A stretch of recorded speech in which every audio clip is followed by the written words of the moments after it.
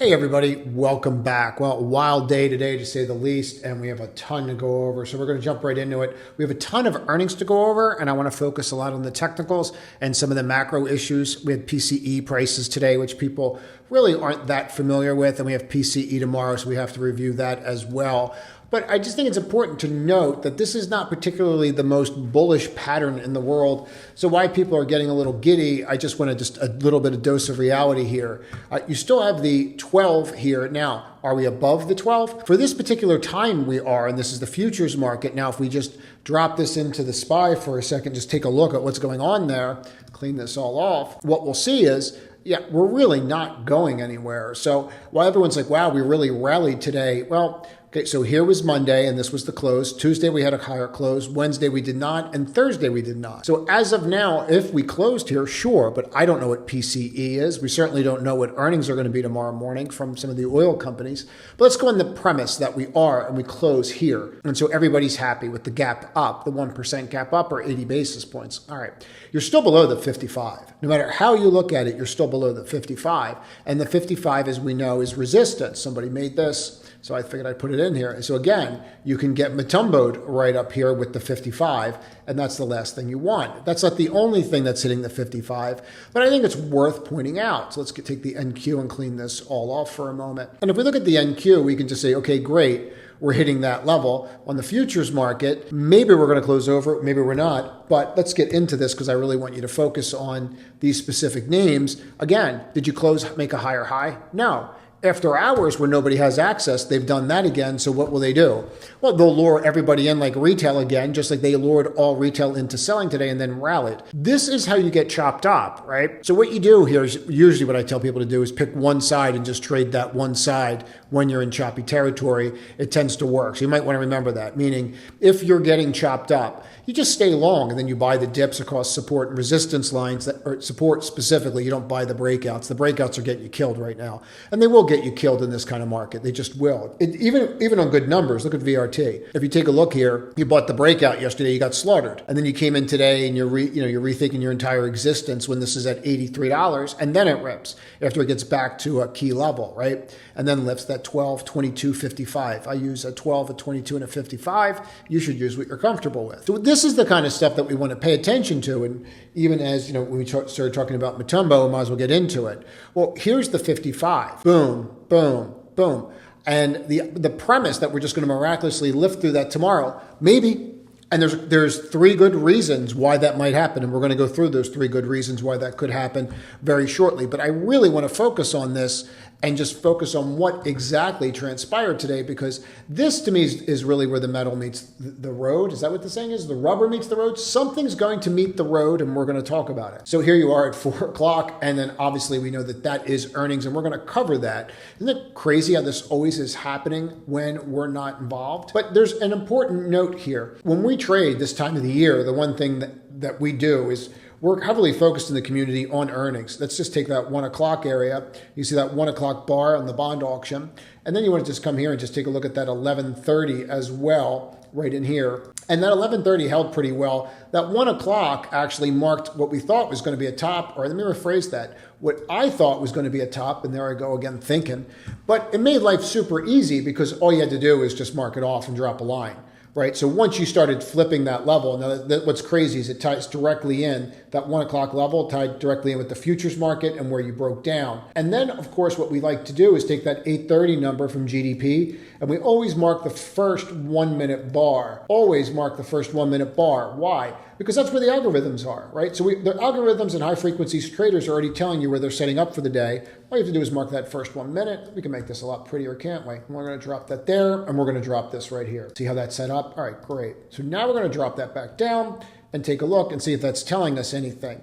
And isn't that a Christmas miracle, how you hit right in here, then you fight right there, the line, and what happens there? Boom. So these become levels of interest, right? You can't hold over it, resistance, flips, and that's what you call a retest right in here into the end of the day. And then you flipped, everybody got giddy, and then earnings, and then earnings were exceptional. And I always tell people this because people say, oh, I don't play earnings. When you're prepared properly, you can do exceptionally well after hours. So I really focus heavily on earnings events after hours. If you know people in the community or you're in the community, you know this. I focus very heavily on what's going to come out, what they're looking for.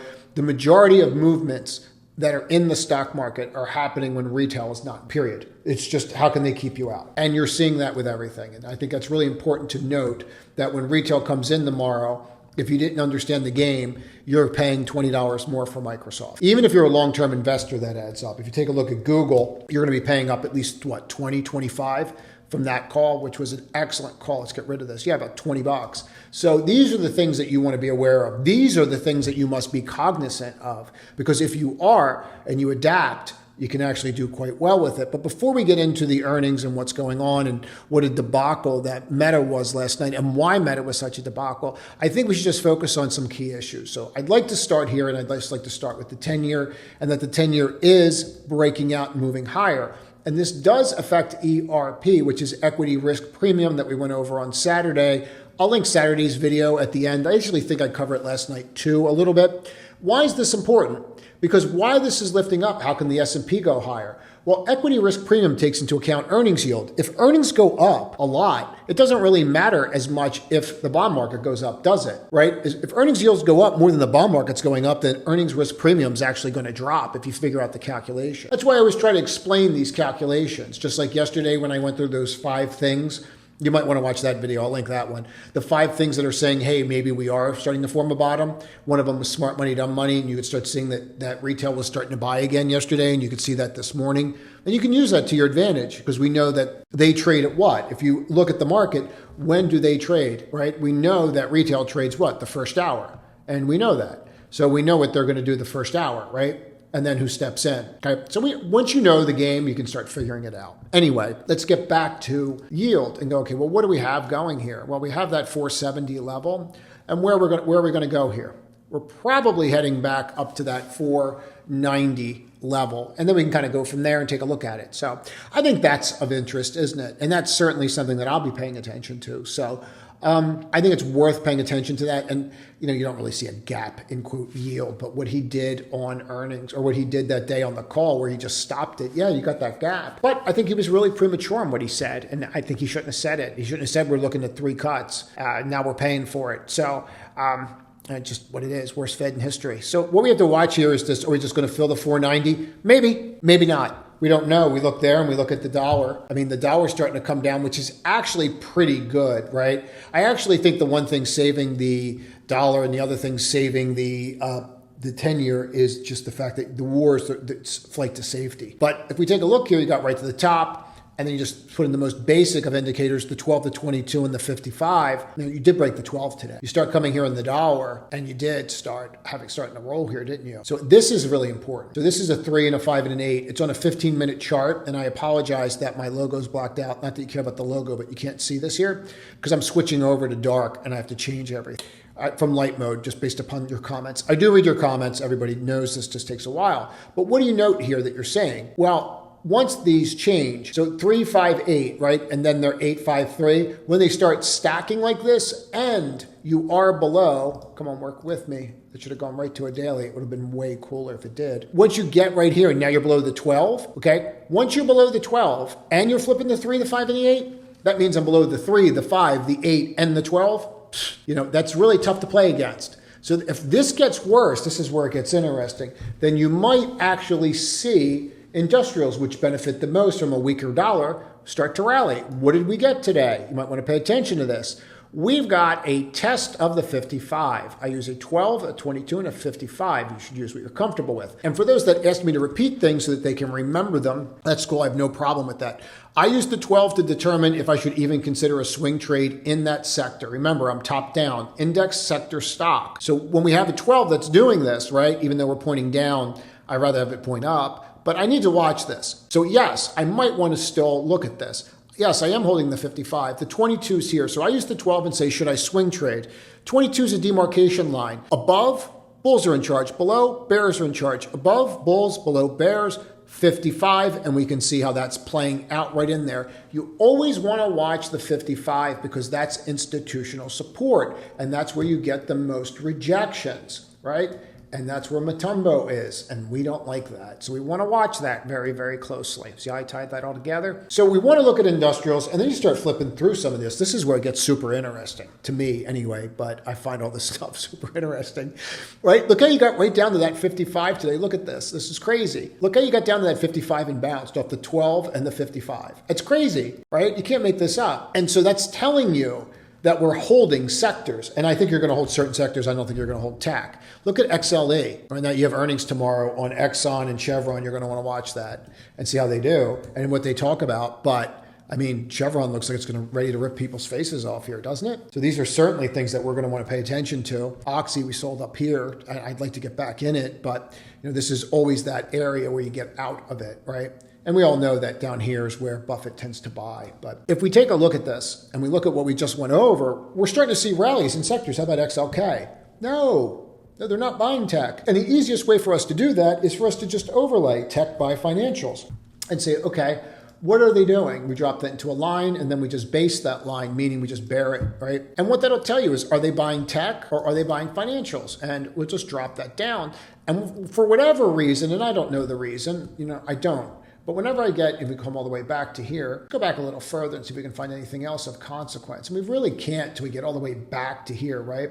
So we drop this on the weekly and then we reset the chart. What we're going to note is this takes us right back to that area. And then if we come across, you're even well over that area where tech outperformed financials. But once we got to that pandemic level, we're just unable to hold it. For whatever reason, that seems to be where the parity should kind of kick in a little bit, or where the overweight might be a little too much, right? So then you lift, and then you roll. And what we're seeing here is we're seeing it actually break down even more. So I go by what I went through this week where I said tech's going to underperform for a period of time, and that should be the case. Now, that said, doesn't mean you don't trade tech, and I'm talking in general. You had some really good earnings tonight, and we're going to address them. But I want people to get this, and that this means that you should be looking at other sectors, not just tech, right? That's where we're doing well. That's where you're starting to see the bounces. So when we start to see this stuff, you want to pay attention to it. Just like we pay attention to the Qs and the SPY, that relative performance and what's going on there. And I've gone through this ad nauseum, right? And you can see this was actually pointing out a massive divergence that was going on there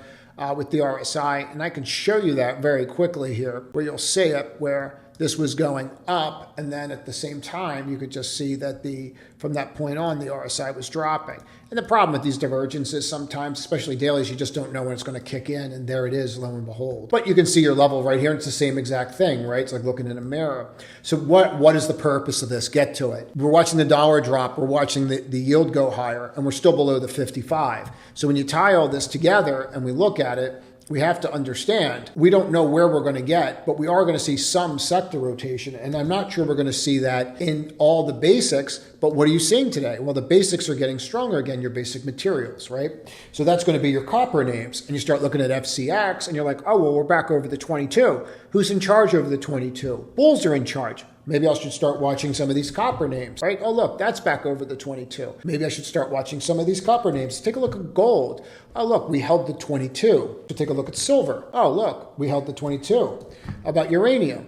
No, we're having a hard time in here, aren't we? And I know Steven's going to get mad at me for talking about uranium, but we do have some good news. You did close above the 55. And that is good news with the undercut here. That also makes it interesting, doesn't it? But I think looking at gold again, I think looking at silver again, I don't know where you're going. I don't know if we're getting back up here, but that's a really interesting low probability entry on some of these basic materials, isn't it? So that's probably something for us to look at. If we take a look here and go take a look at copper futures, probably not the worst idea in the world. And we talked about this inverse head and shoulders in that break before. See how this is all tied together?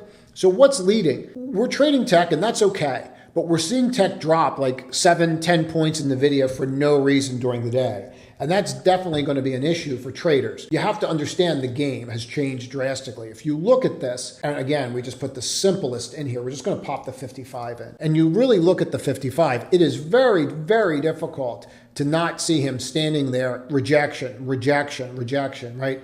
over and over again, just taunting you over and over and over and over again. And so what we want to do is say, is tomorrow the day? It's a good question. And what we want to do is focus on the economic data. But let's get to the fun stuff before we get to that. So to start with Meta. Now, Meta was a dumpster fire. And people will say, well, not really. It was actually a decent quarter. Here's why Meta was a dumpster fire. Here's why there were, and please listen to this. Here's why there were 21 downgrades in price today by investment banks. Please listen to that statement. Okay? It tells you why there was. They're going to maintain or overweight. And so they dropped 21 investment banks dropped the target price today. All right. So here's the bottom line. If we take a look at this level right in here, this is where they said, hey, we're going to start giving cash back to the shareholders. Okay. We're going to start shutting down some of these boondoggles like the metaverse where everyone's going to be a giraffe or whatever they want to be. And we're going to start shutting some of this stuff down and we're going to start transferring and focus on our core business. That lasted about 3 months. And then he came out and said, we're going to be the leader in AI and learning language models.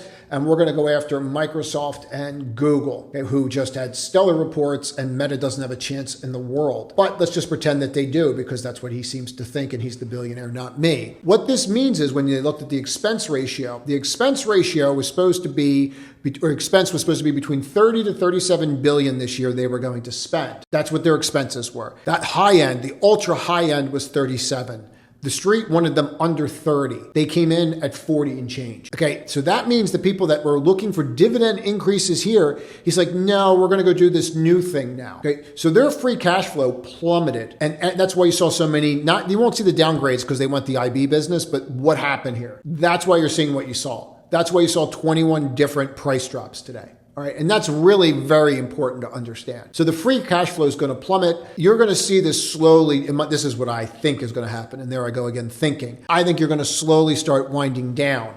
People are not going to like that. When you change something that you just got people used to and you lured them into one thing and you change something, they don't like it. It's no different than what Netflix did. Okay. Netflix got everybody in here and everybody was happy. You had a whole system where they could use subscriber growth. And then like, by the way, we're not going to share subscribers the same exact way. And also subscriber growth was missed. And we're not going to use that metric anymore because it was actually on the low end of where it was supposed to be on the whisper. So we're going to change that. So what happens? Drops, rallies. Everyone's like, oh, I better get back in because we're going to gap fill. And here come the institutions selling to retail. Okay. You want to watch stuff like that. And I think that's the kind of games you're going to see with Meta. So I would avoid Meta. I'd be focusing on what happened this evening. So number one, Microsoft had an excellent quarter. There's no holes in it. I'm going to listen to it again, but I'm going to save you a bunch of time. I'm not going to go through all the numbers. The quarter was excellent. If you can, I would listen to the quarter. Even the way that the CFO answered questions, talked about things, talked about how they're ramping up their expenses.